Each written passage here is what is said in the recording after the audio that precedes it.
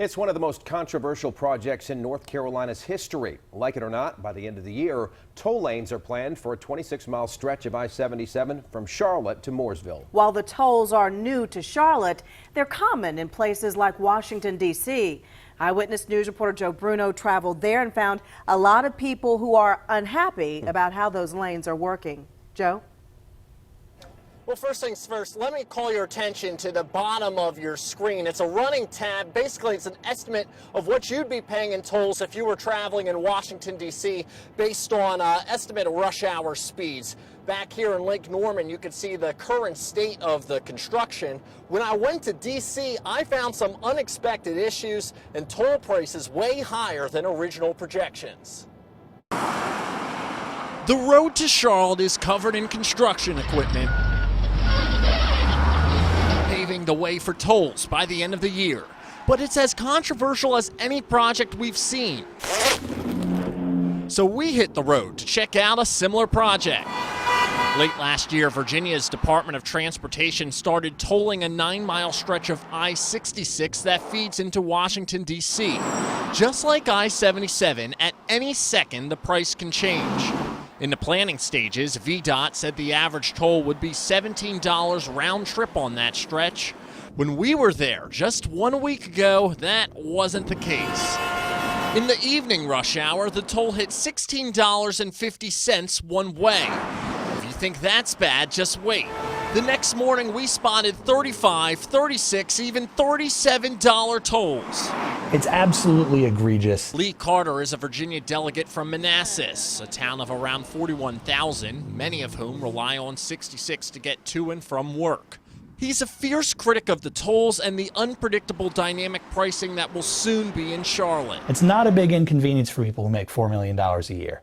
It is a big inconvenience for people who make $30,000 a year.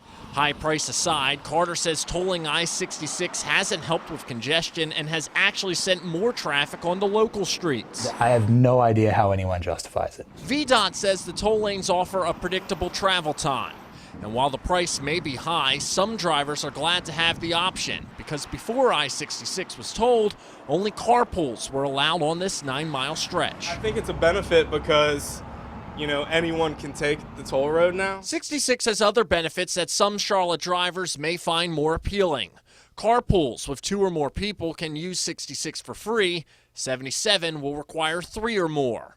66 is only tolled during rush hour. 77 will be tolled all the time. And all I-66 tolls benefit the state instead of going to a foreign company like Sintra, which is building I-77's express lane. Well, this is the political equivalent of eating your kale. Kurt Noss is leading the charge to stop I-77 tolls.